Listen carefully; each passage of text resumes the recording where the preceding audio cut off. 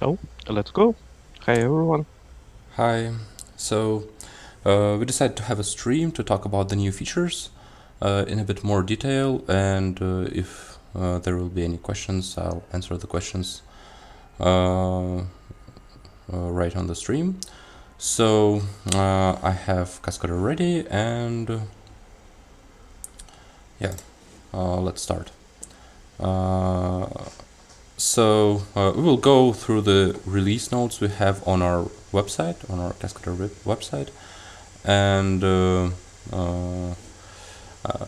I will go through them. They contain like minor details, but I will go into more details. So the first feature here is UI layout customization. This feature is actually for Pro only, so I'll show it in this in-house version where I have all the settings. So by default, um, uh, what you can do is the main idea, of course, is that you can drag different widgets out and rearrange them, and to do that you have here to unlock, and now it's possible to drag the widgets. It looks a bit different in the early access version, but I think it's okay. For example, you can take this scene settings and put them here to the left. The default size is not good yet, but we'll fix it. And so now, for example, I can see the outliner, the object properties, and also I can see the scene settings and change them. And I can rearrange or even move them out to a separate window. Let me try to do this. Yeah, like this. So if you have several monitors, then you can use all of them. And of course I can put them back. Okay, put them here. One thing that is limited, and it's a very big limitation, and like we understand it, is that you can't take out the viewport and put it in a separate window or drag it. So you can put everything else to the other window, but you can't do it with a viewport, and you can't create new viewports. Yeah, so we plan to add it in the release version, but there were a lot of technical difficulties because of the viewport rendering, which we couldn't make in time for the last early access version. So yeah, that's how it is. And also one thing we kind of changed is that now, as this is a paid version, and if I try to do this here, I will get an error. We had to somehow provide access to the graph editor. So what we did is we added here another mode, graph editor mode, where you can actually access the graph editor in the free version. Yeah, and also, of course, what we did is that we now have this workspaces, so I can actually, okay, for example, put event log here on top of the timeline, and physics settings here, and I can save this.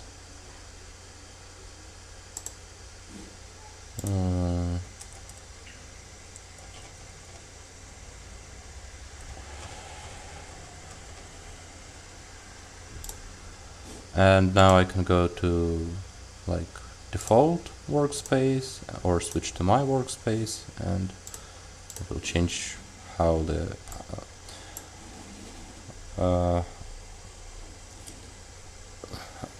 the layout actually looks.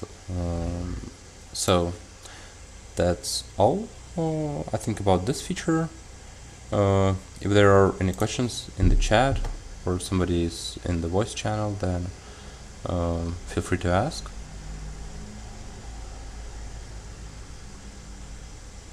it's empty for this moment. Okay, then let's go on to the new features. So, one new feature, new kinematics type, global rotation. Okay, this one is more technical, and I kind of feel more confident about it. So, what does it do?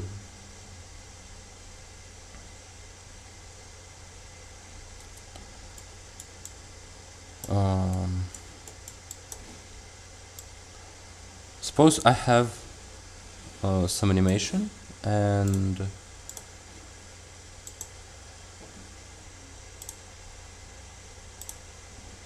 this is what the result of the interpolation looks like. Let me pin down this object so it doesn't change, and pin down the interval in which I see the trajectory of the object. And now what happens a lot is if you start to change, you can see the trajectory is already not maybe as nice as you would like, and that is actually because here were some manipulations were done with the shoulder. And in FK, in default FK, if you do any manipulations to the parents of the object inherits all of the rotations. So suppose I just change it a little bit, and you can see that, okay, it's not as visible as I would like it to be. You can see how the trajectory changes a lot. Okay, maybe I can remove some keys.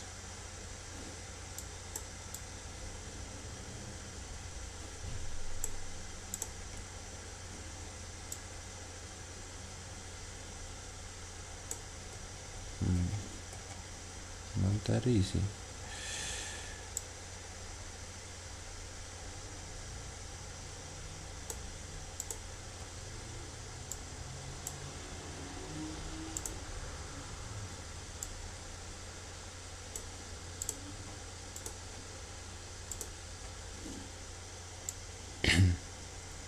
Okay, it doesn't look as good, but never mind.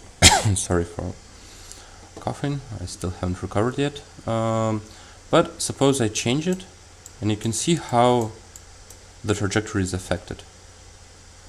And it's actually a pretty bad thing that trajectory is affected as much if I change the shoulder even a tiny bit.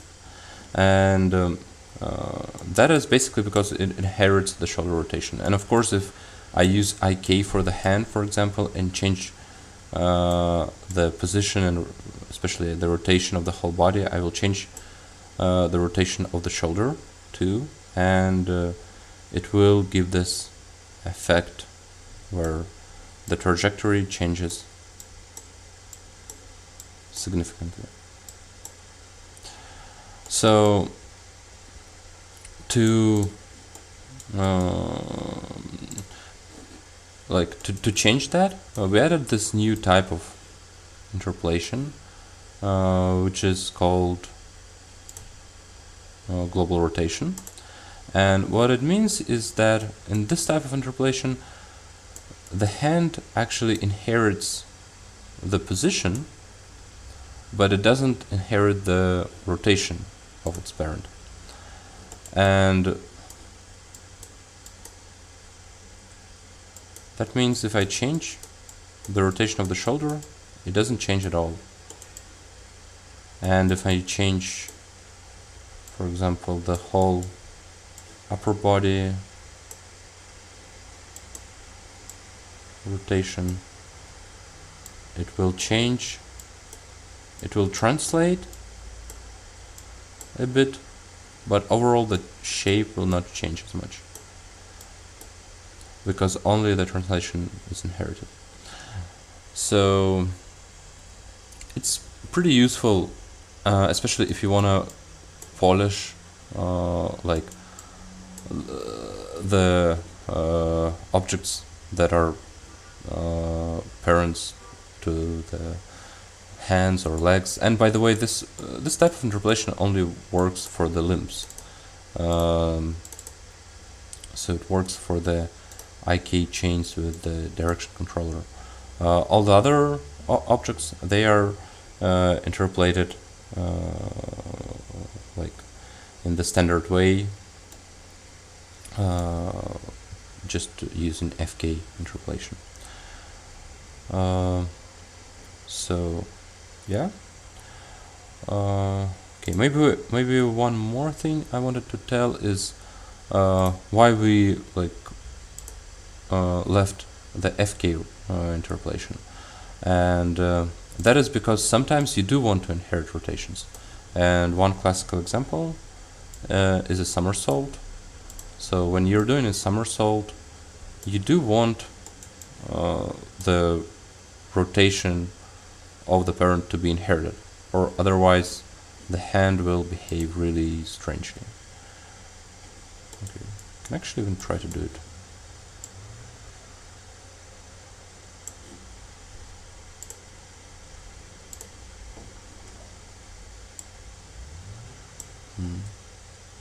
Like that.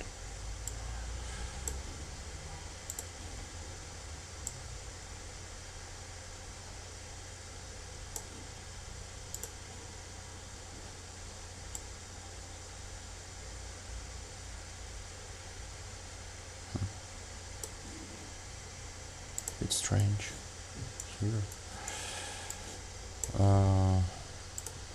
Okay. Oops. This one.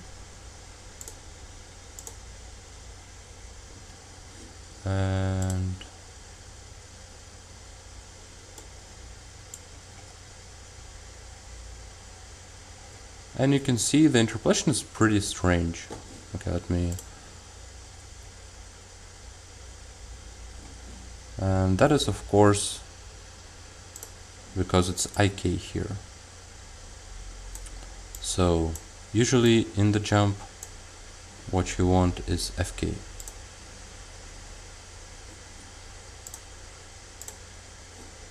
And now this looks better. But if I turn on global rotation, you can see how. Okay, I can remove the trajectories. Doesn't work actually that bad, but they do move alongside the body, which is probably not that good. And I'm looking at this ones, but okay, let me just snap and remove AutoPhysics.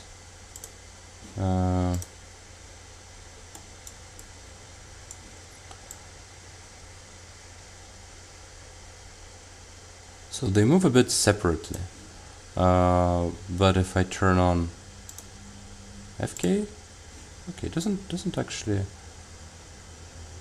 change it that much, but you can see that they're not moving; they're moving less relative to the body. There is less movement because they do take into account the rotation of the body, and they do not actually rotate much. So if the pose would be more compact, it would be even more noticeable. So yeah, that's the new feature. And okay, maybe I'll just mention here also that how it functions. Actually, this vector from the shoulder point to the elbow to the forearm point, it interpolates in global coordinates using our sphere interpolation. This vector also interpolates in relative to this point, but in global, but the rotation is used from the global space. Okay, I think it will be easier if I show it like this. So this is like pivot is located in the shoulder, and it has rotation of the shoulder, and but this vectors, they interpolate in the space where pivot is located here, but the rotation is just the global rotation, and this angle is actually interpolated as it is. So it's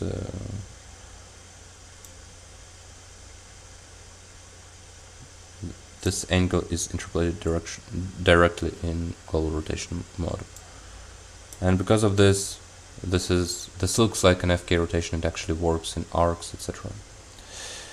Okay, so I think I'll stop at this.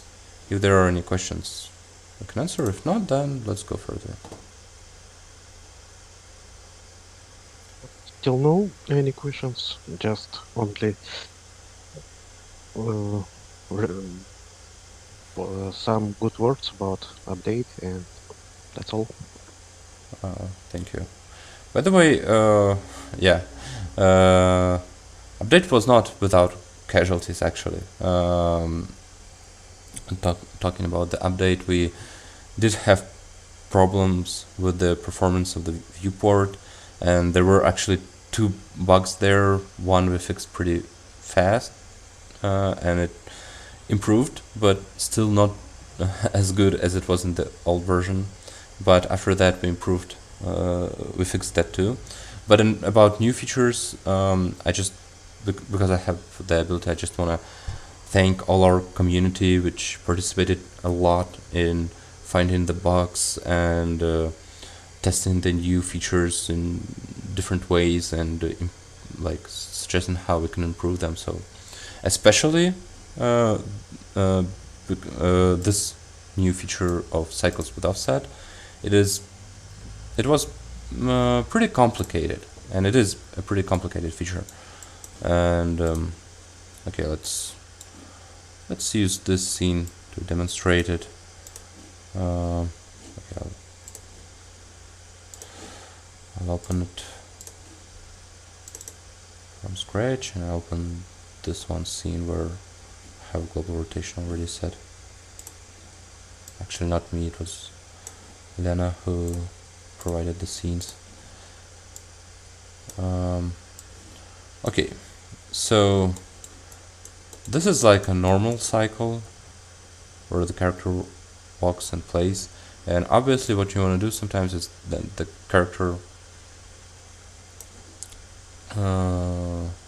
character walks forward, and then when you stretch the cycle, the character continues to walk forward, and that is usually called cycles with update. With offset. So we want to add offset to the cycles. First, let me just add some offset to the initial animation. Okay.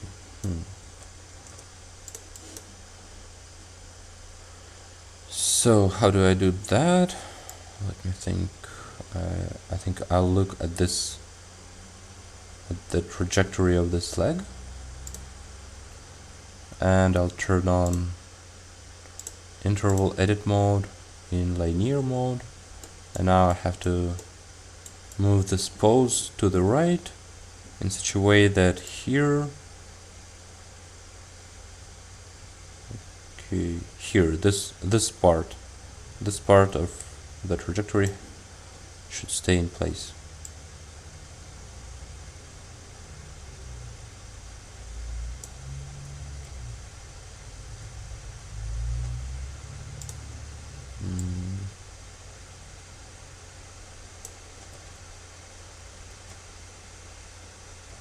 Okay, a bit too much probably.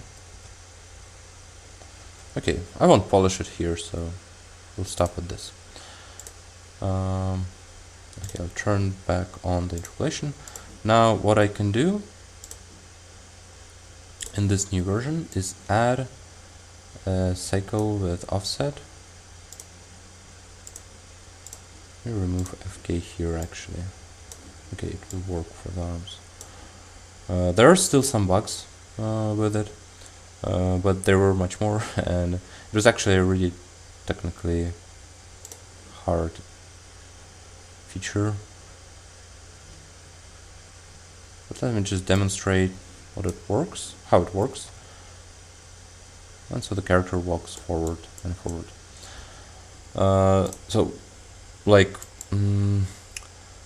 like the main work it does is that it calculates the interpolation as if after this frame we have this frame, but it is offsetted, and this offset is actually set by this frame. So I can drag the frame. I cannot change it, by the way.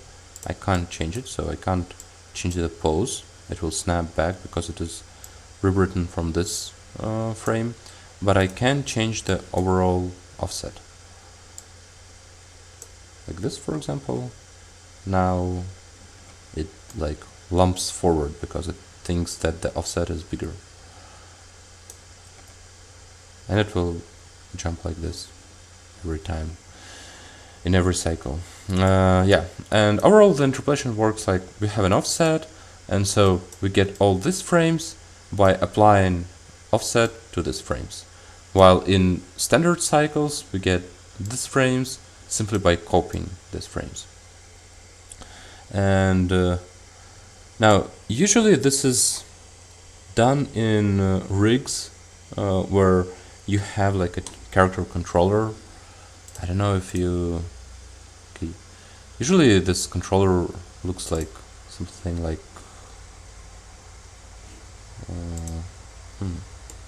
Okay. Maybe a cube is a bad thing. But let me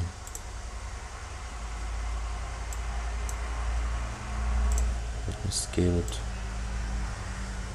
So controller looks something like this. Okay, it will... Let me copy scale. Oh.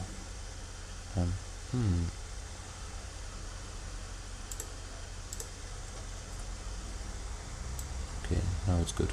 So usually the character controller looks something like a small plane or something below the character, and it always stays below the character.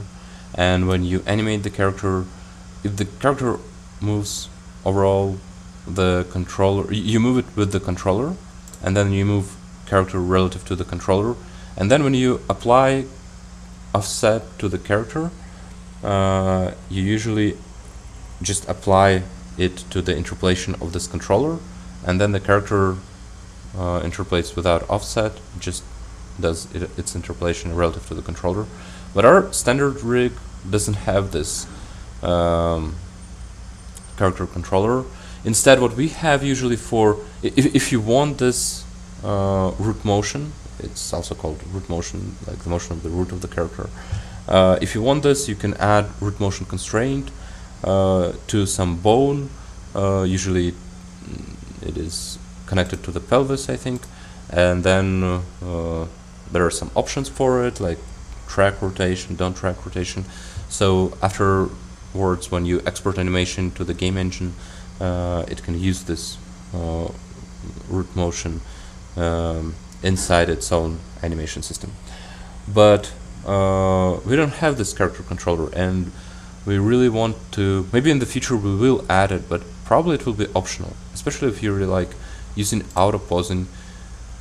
We really try to keep it simple. By the way, this animation was made using AutoPosing.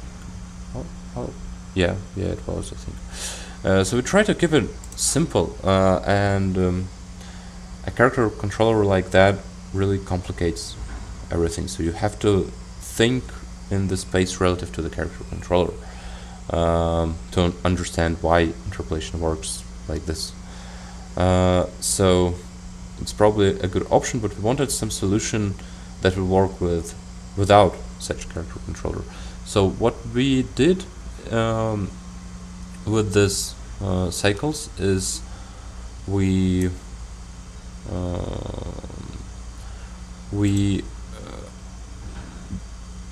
always find like the most parent object for the objects that are in the interpolation. And in this case it's the pelvis. And then we calculate the pivot for the root object, and then we interpolate, we get the offset, we calculate the offset from it, and then we interpolate all the data based, like applying this offset to the data. And for example, if I have ik for this points, we interpolate the positions adding this offset and relative to the pelvis. And that is why you have to really keep track of the rotation of the pelvis, because we decided we should apply the rotation too. So if I kinda rotate the character upwards here, you can see that the cycle will work like it will take into account this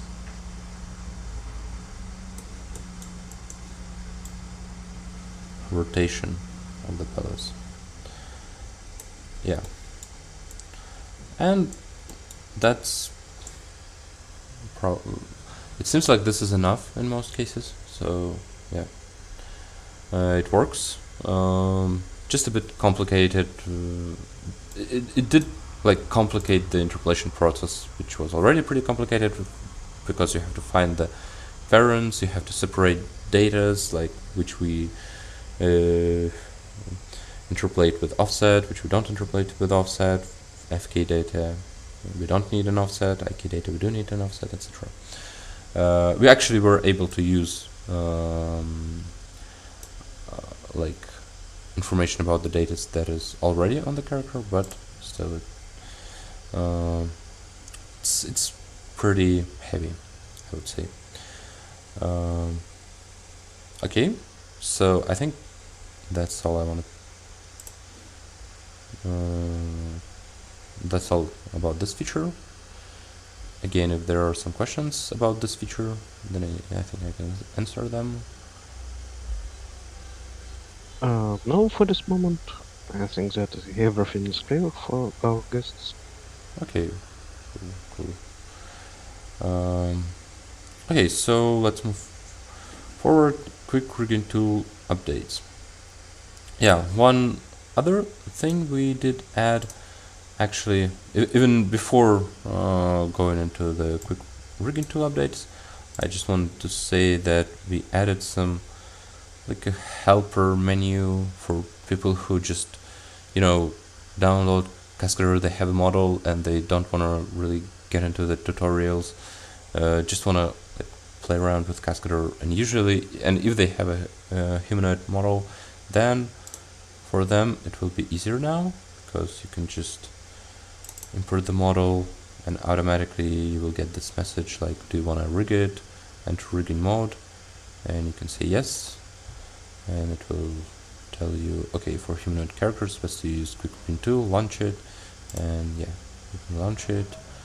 And again, if it is one of the standard characters, for example DAS character or character creator character or standard Blender skeleton, there's two of them, like the light version and the full version, any of those, or Unreal Engine character, then it will be automatically recognized and the bones will be assigned, and this helper kind of just tells you, okay, we were able to recognize it, and you can just generate the rig.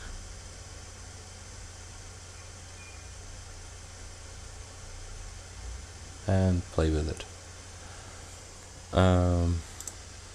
right away. So,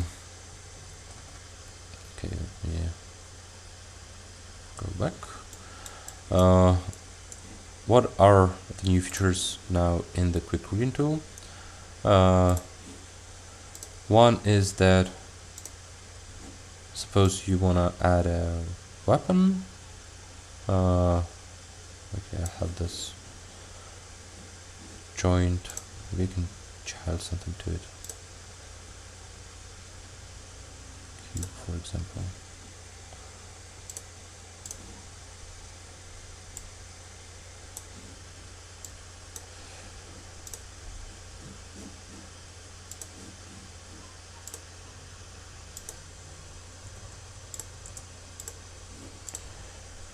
Okay, so now if I go to rigging tool, quick rigging tool, I can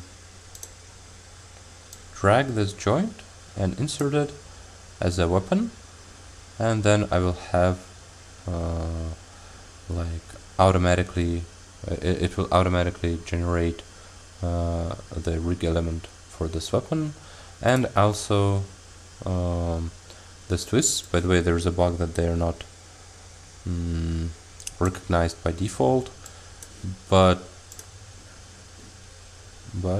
you can assign them. This will be fixed in the future, but still you can assign these twists. And am I doing it correctly? I think no.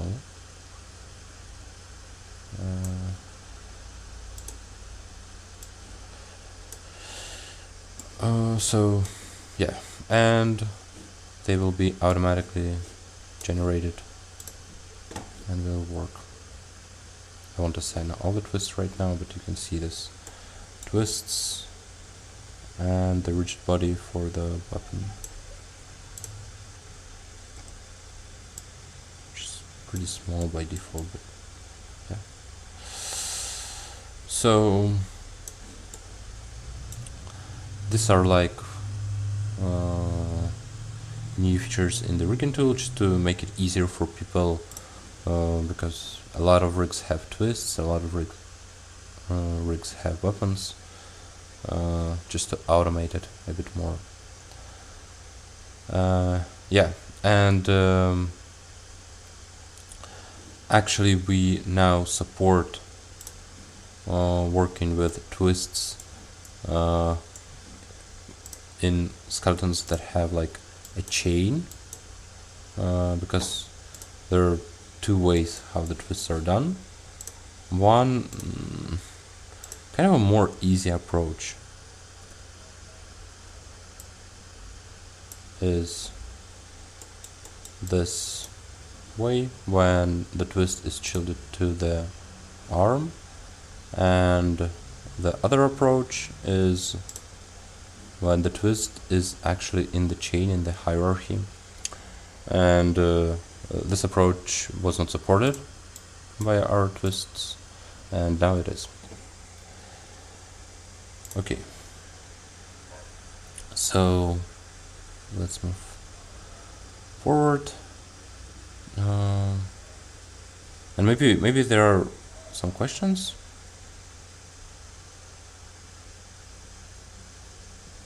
Nope. Okay. Yeah, one more thing that is mentioned here is that now all our 3D objects, for example, rig elements and joints, all of them have this 3D properties where you can switch on IK behavior. So before, if you move a joint without any rig, then all the child joints will move as well. Now you can turn on IK behavior, and when you move a joint, the child joints will stay the same place, and the same is also true for meshes, rig elements, which are also standard 3D objects, etc. Okay.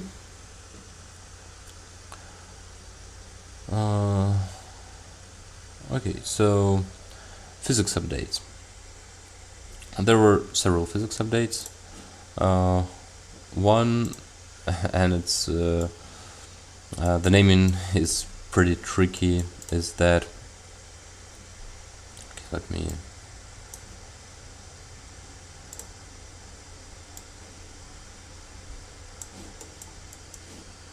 remove most of the animation. So I don't like it. Maybe I should just Control C.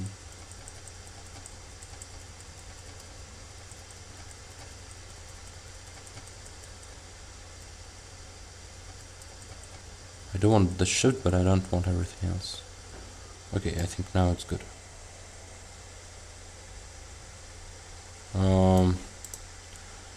So, where was I? The physics updates. Yeah. So first thing, by the way, one of the things we now have, you can now see physics properties in the property editor when you're working with AutoPosing, because we want to develop our AutoPosing tool so it can be fully used. And now we have two types of secondary motion. The old secondary motion that was actually fixed quite a bit is now called spring secondary motion, because it basically uses springs inside of it to simulate physics. And we have a new secondary motion which we encourage actually to use by default because it's much more stable. And yeah, let's turn on physics and the secondary motion. I'll just demonstrate how this new secondary motion looks. I won't get into details. We plan a separate stream where we will actually show in more detail how it can be used. Also, if I want to change the properties, I want to change them on the whole animation. So I will select it and turn on interval edit mode in the property editor. Now interval edit modes are separate for the viewport and for the property editor. And okay, now let me turn local bending. So this represents the force that is applied to keep it close to the original animation. And now that the force is not 100%, you can see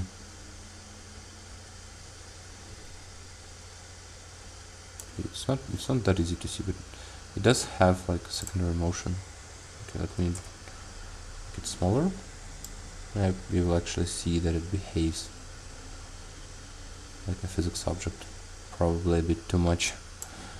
Okay, let me put some damping. Goes. It doesn't have any collision, by the way, so you can see that it just goes here. Let me just make this one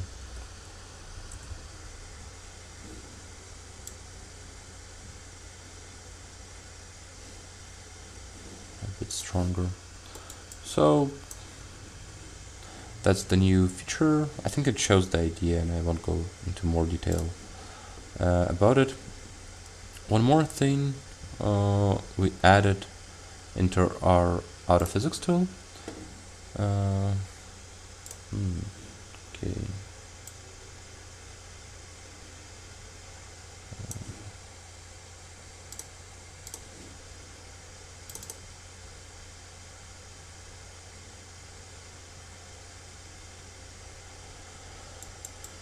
Is the ability to keep the rotation, the global rotation or position of the object when calculating AutoPhysics. Suppose I have a really simple jump.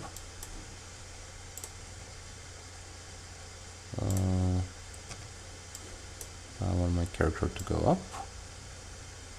Okay. It's a bit too automatic, so I'll fix this 2 points.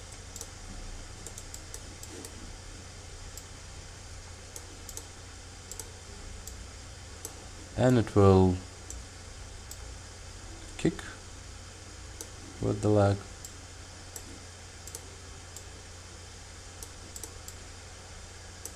And then it goes back down again.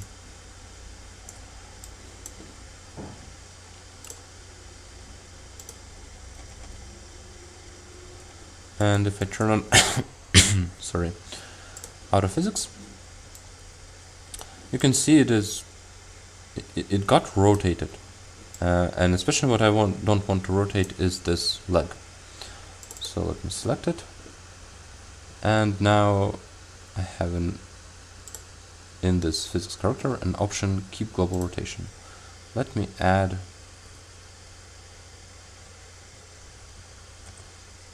keep global rotation to it. Doesn't work quite as expected.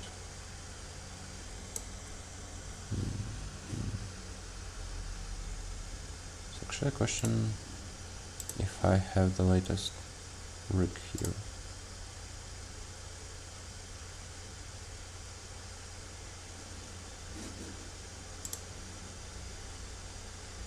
I think I do.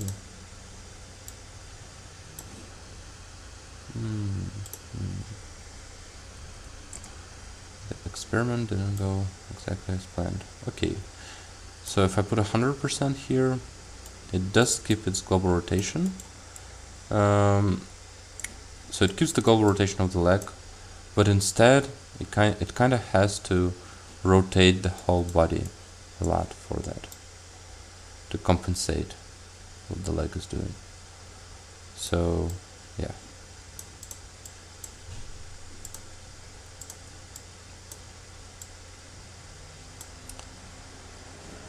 Let me just change this pose a bit so it will be easier for the algorithm to compensate for the leg. If I have my arms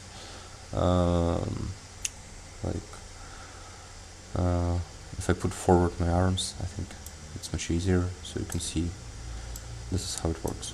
I think we will demonstrate this in a separate, more animation stream as well.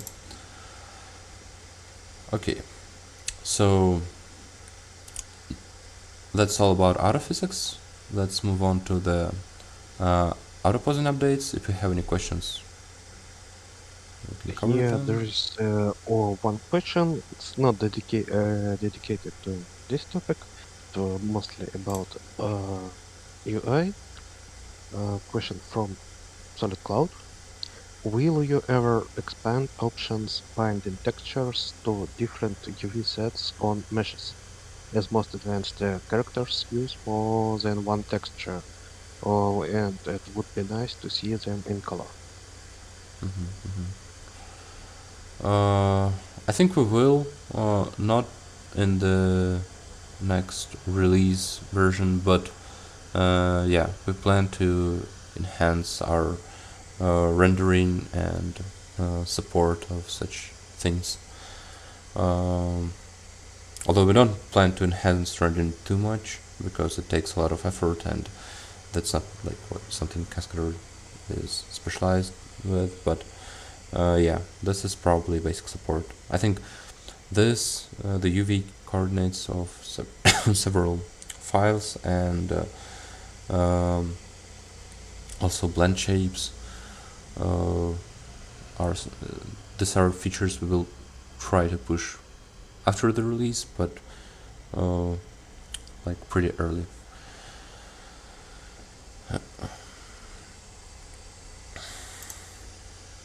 Okay. So Yeah, I think thanks from Solid Cloud. He says that he don't need fancy renders, just more textures. okay, yeah, that's understandable.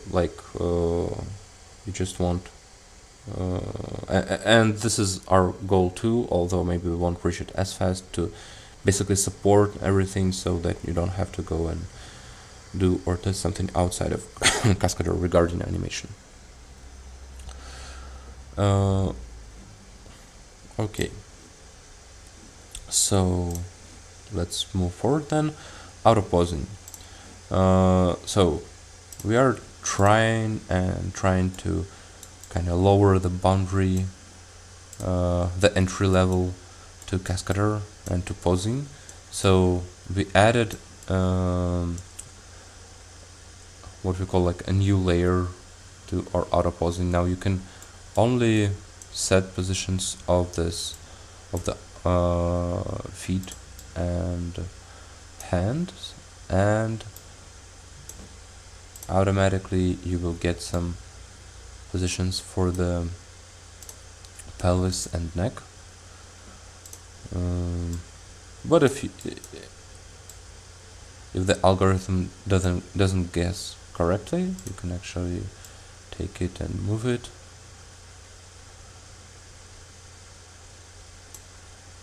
Or you can change the direction controller and it will also move it.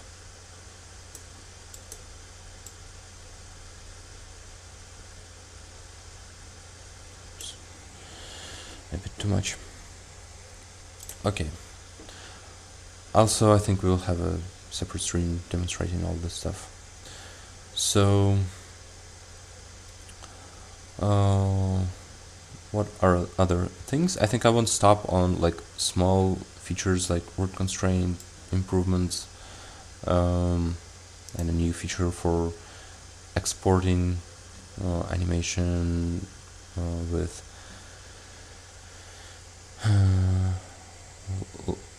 like applying the shift to set the root bone to the T-pose, and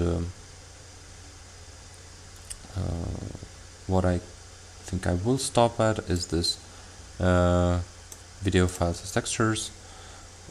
This is basically like an automation, so you can import videos directly. For example, I have this video of a backflip. I tested it, so I can just go with this scene, drag and drop it here.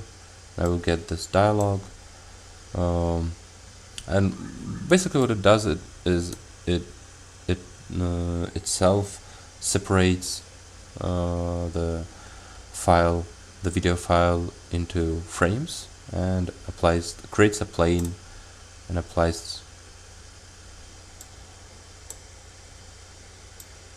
the frames to it, binds it, so you can see the animation here. Oh damn, I'll just remove this once.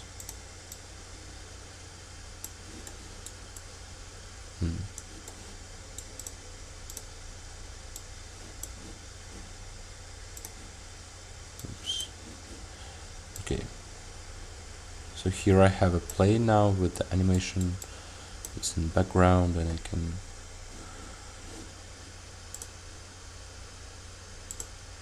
if I want, by the way, not the best name, something we could improve. If I want, I can scale it. Okay, I'm not on the first frame. Okay. So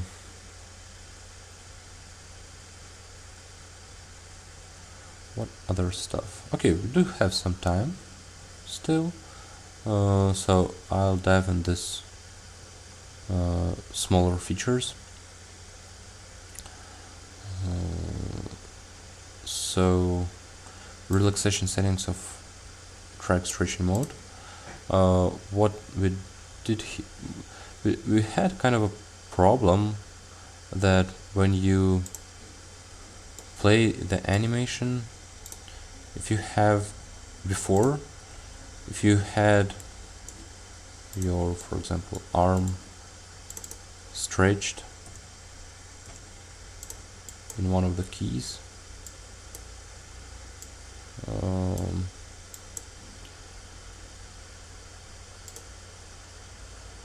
okay,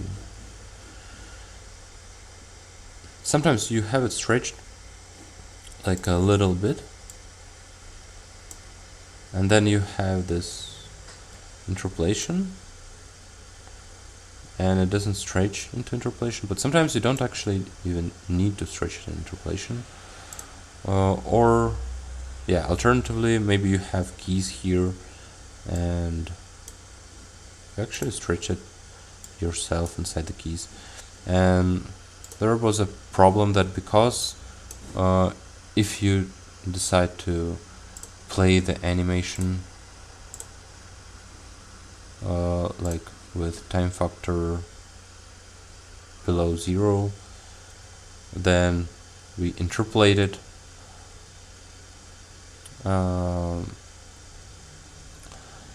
we calculated like a stretched animation, and to do that we interpolated it, and then we applied relaxation, and it was actually calculated for all the frames. If you have dot zero, for example, no frames are copied, they are all interpolated, and because relaxation is applied, it moved this stretching, it removed the stretching, and so the arm was the standard length, and so you had different results when playing the animation and when actually going through it frame by frame or playing it with this with the original speed, because if you play it with the original speed, it just uses the frames that are stored in the animation, and if you put this setting on, it interpolates, creates a temporary animation, calculates everything, etc. So now we have relaxation turned off during this play, and there's also a setting if you just want to stretch the animation with the Ctrl T option. That is, by the way, now added here. Track stretching mode. So if you stretch it, physics is applied, so it looks like this, and it's by default, but there's a setting, constant settings, to turn it off, so it will work as it works during play. So yeah, that's it.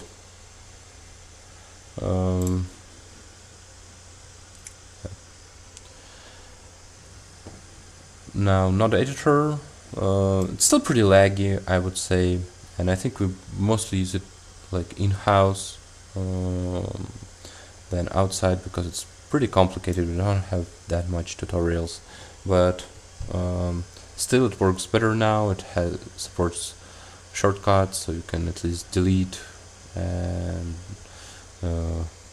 center like the viewport of the node editor, etc. Also, we added new sample scenes, Manny and Queen, I think, of the Unreal Engine 5 default characters. Now, by the way, one thing I wanted to mention, like in advance, that unfortunately Manny and Queen have a bit different proportions, and we found out that they don't work as well with AutoPosing as our standard characters. Okay, so they have, like,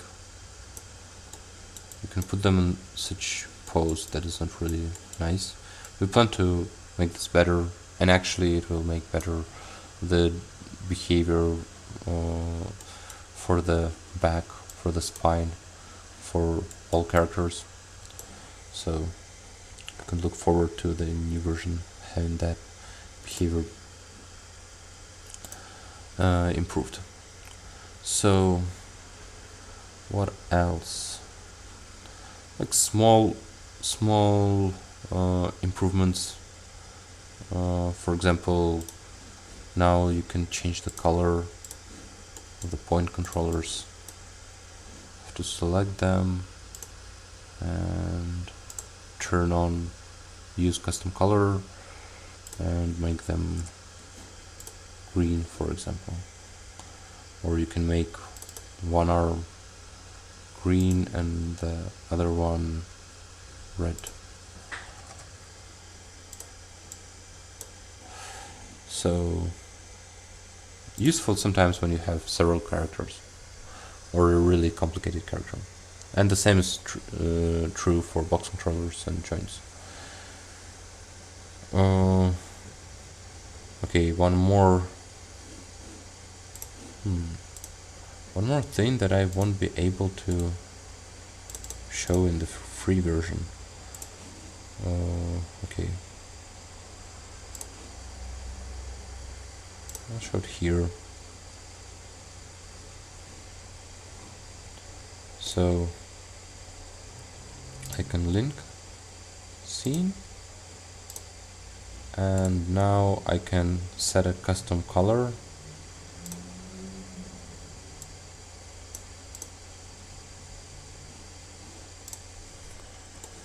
And now the character from the link scene will be shown in this custom color. Again, useful if you have like many characters.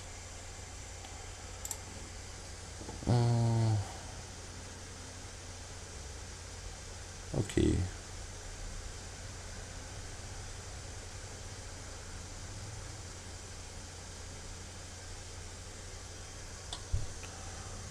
Okay, so let's see. I think we're actually coming to like close to 1 hour, and I think I covered most of the things.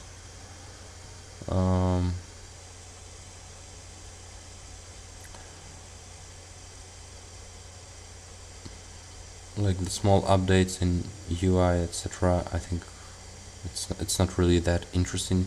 Okay, one more thing I just wanted to talk about is this clamped Bezier, which is like a fix, but it's actually kind of a new feature for me at least, because we before we didn't have for directions and direction vectors. They're used heavily in our rigs, so for example for direction controllers, but also actually a lot of these points they too use okay, maybe it's not good to call them directions, probably like vector interpolation on a sphere. I talked about it on previous streams. So we use it a lot everywhere in our rig, and it didn't support clamp interpolation. So the only thing that okay, remove this color, it's bugging me. So only the pelvis position and in IK this hands and feet, they used global interpolation, global position interpolation, and they supported clamp interpolation. All the other stuff sorry, didn't support it, and because of that, if you had some animation and then you had like 2 frames that have the same value, and suppose we go back now and you turned on clamp interpolation, you had for this points like it worked the same as Bezier. You had them going forward when you actually don't want them to, and that was the same for this points too. So now this is fixed and they just stay in place, and the way it works basically is that you have this rotation on the sphere, and okay, I'll draw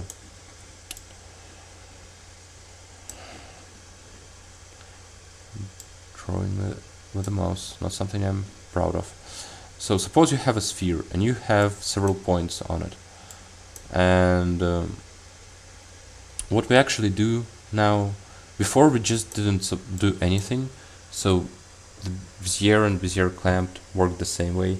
Now what we do is we calculate our tangents,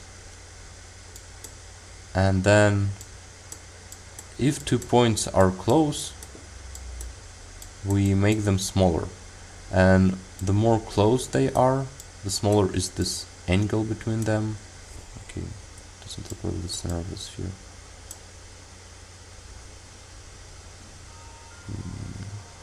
how to change the color here. Okay, so this angle, the smaller it is, the more we shrink um, this velocities, the tangents, and the smaller this flip, this overflow is. So, yeah, something I wanted to mention because it's pretty significant change, and we're actually thinking about. I think we are making them smaller right now, starting from like 5 degrees angle, but now we are thinking that maybe we should enlarge in that because sometimes like if the angle is small, you still when you have clamped, you don't expect them to like move a lot. You want them to stay in place. That's what clamp is all about. But it's still a pretty simple algorithm to. Uh, Maybe we will someday develop a better algorithm that doesn't just make them smaller based on how close the positions are on the sphere, but does it in some other more intelligent way, but we didn't come up with one yet. Okay. So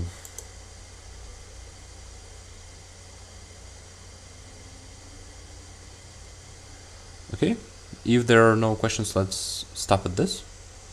A couple of questions from Sturk.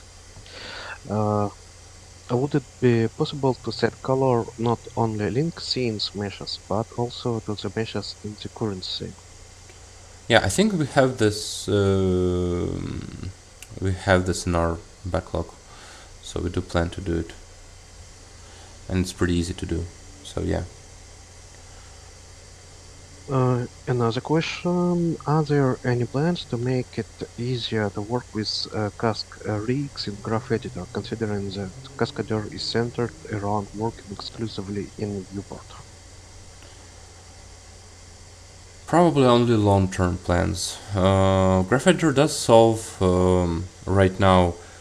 If you want, for example, an interpolation of a wheel or I don't know, some other flying and fastly rotating object, um, like the Australian boomerang or how it's called. Uh, then yeah, you need to use Graph Editor to set this large number of rotations. But if you're using our standard rig, it's for now. For example, because we use these directions, which are interpolated on a sphere, it's really hard to control this kind of data in the graph editor. So this feels like it seems like we could, or maybe at some time somebody will develop like a plugin to like make with a rig that is like more classical rig, and then you can control it from the graph editor better. But I think if it isn't like on in our list of features, it's somewhere very far away, because right now we're more concentrating on improving AutoPosing, improving our own rig, and when you work mostly in the viewport, it's easier to work with such a rig. If you want a stable interpolation without any gimbal logs, also this interpolation on sphere is really good for such cases. So yeah.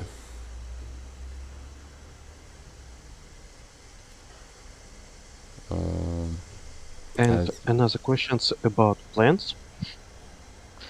Are there plans to add visibility to keyable like translation, rotation, and scale? Sorry, visibility to.